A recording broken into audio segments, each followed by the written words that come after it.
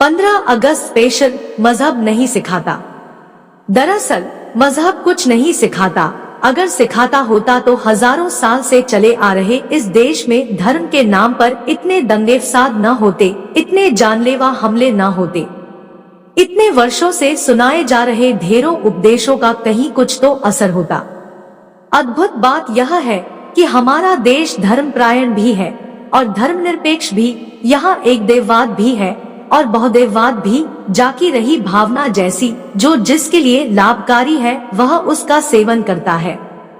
राजनीति के लिए धर्म बीमारी भी है और दवा भी। धर्म को चुनाव के समय जाति के साथ मिलाया जाता है और दंगों के समय उसे संप्रदाय नाम दिया जाता है। हमारा देश धर्मप्राण देश कहलाता है क्योंकि यहाँ धर्म की रक्षा के लिए प्राण लेने और देने का सिलसिला जमाने से चला आ रहा है। बलि प्रथा आज भी बंद नहीं हुई है। धर्म के लिए बलिदान लेने वालों की व देने वालों की आज भी कमी नहीं है। भाई के लिए राजगद्दी छोड़ने वाला धर्म जायदाद के लिए भाई पर मुकदमा करना, उसका कत्ल करना सिखा रहा है। जिस धर्म ने धन को मिट्टी समझना सिखाया वही धर्म मिट्टी को धन समझकर हड़पना, लूटना, नुकसान पहुंचाना सिखा रहा है।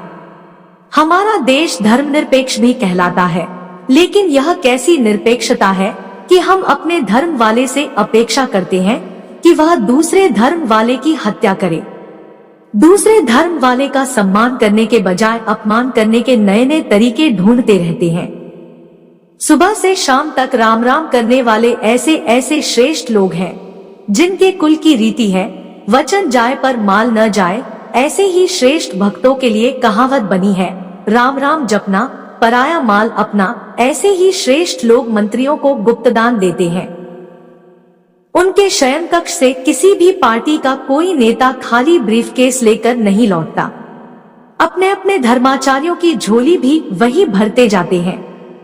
झोली इसलिए कि वे धन को हाथ से छूते तक नहीं। धर्म का सबसे प्रमुख तत्व सत्य होता है और यही सब प्रचारित भी करते हैं। धर्म प्रेमियों को इस तत्व से सबसे ज्यादा प्रेम होना चाहिए, लेकिन उन्हें इसी से सबसे ज्यादा चिढ़ होती है क्योंकि उनके व्यवसाय में यही सबसे ज्यादा आड़े आता है।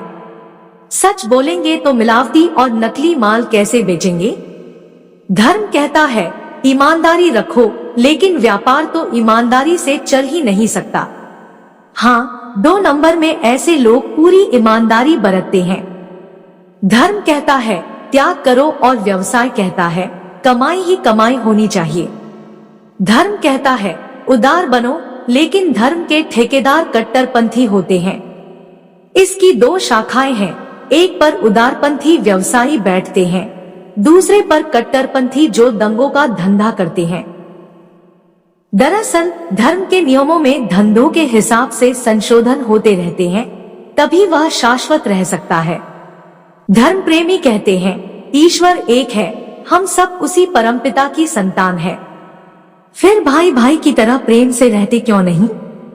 कहते हैं वह हमारे पास ही है, फिर उसे चारों ओर ढूंढते क्यों फिरते हैं? वे कहते हैं ईश्वर सब कुछ करता है, अर्थात जो खून खराबा हो रहा है इसमें उनका कोई हाथ नहीं है।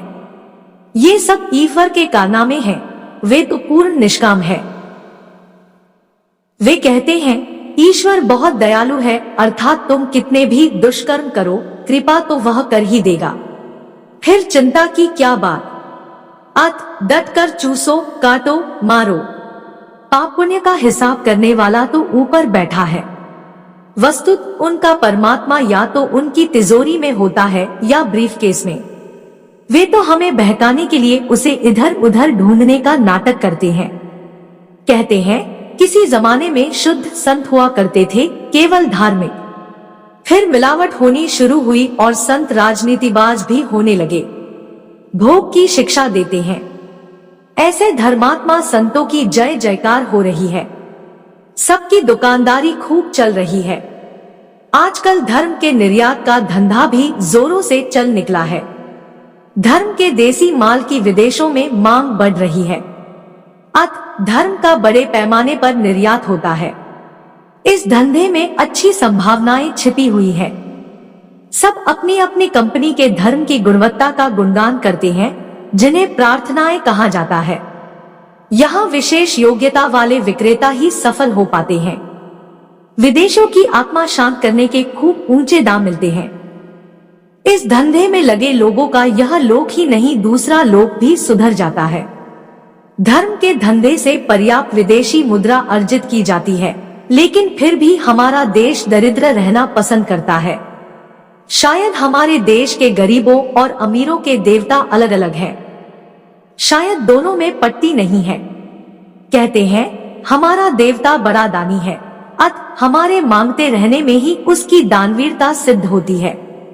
हम उस राम से सिंहासन मांगते हैं जिन्होंने वचन पालन के लिए राजत्याग किया था। जो हनुमान जी सीता को माता मानते थे, उन्हीं से नारियां संतान मांगती हैं, और वह भी पुत्र। राम द्वारा ली गई हर परीक्षा में बजरंग बली सफल हो गए थे। शायद यही सोचकर परीक्षार्थी मंगलवार को ₹1.25 का प्रसाद चढ़ाकर परीक्षा में नकल करने की शक्ति मांगते हैं। दुष्टदमन करने वाली दुर्गा से दूसरों की संपत्ति लूटने का वरदान मांगते समय दुष्ट लोग बिल्कुल नहीं डरते। जो शिवजी भभूत रमाते थे और शेर की खाल लपेटते थे, उन्हीं की तस्वीर धर्मात्मा लोग अपनी कपड़े की दुकान में सजाते हैं। निष्काम कर्म का उपदेश देने वाले कृष्ण से लोग ऊपरी कमाई वाली नौकरी मांगते हैं। शादी में शराब पीकर पहले ब्रेक डांस करते हैं, फिर हवन में बैठकर ओम भूर्भुव स्व का खुशबूदार मंत्रोच्चार करते हैं। अहिंसा और करुणा का उपदेश देने वाले धर्म प्रेमी अपने स्कूल की अध्यापिकाओं का शोषण करते हैं। चींटियों को चीनी खिलाने वाले मैनेजर मास्टरनियों को पूरे वेतन पर हस्ताक्षर करवाकर आंशिक वेतन देते हैं। धर्म का चमत्कार यही है कि धर्म फल रहा है और धर्मात्मा फूल रहा है। जिस धर्म का सर्वप्रमुख व आधारभूत सिद्धांत सत्य रहा हो, उस धर्म की सच्चाई कहो या लिखो तो धर्म का अपमान होता है। धर्म विरुद्ध आचरण से धर्म का अपमान नहीं होता। मातृभूमि के प्रेम के गीत गाने वाले ऊंचे दामों पर मातृभूमि बेचते हैं तो उसका अपमान नहीं होता। देवी स्वरूपा नारी को नौकरानी बनाकर शोषण करने से देवी का अपमान नहीं होता। एक पत्नीव्रत धर्मपालक 5 सितारा होटल में रात बिताकर लौटते हैं, तब धर्म का अपमान नहीं होता। चर्बी मिलाकर घी बेचने से धर्म का अपमान नहीं होता। शांति का संदेश बांटने वाला धर्म हथियार बांटकर दंगे करता है, तब धर्म का अपमान नहीं होता। ऐसे धर्म की जय जयकार। ऐसे महान धर्माचार्यों के धर्म को करहु प्रणाम जोरी जुग पानी।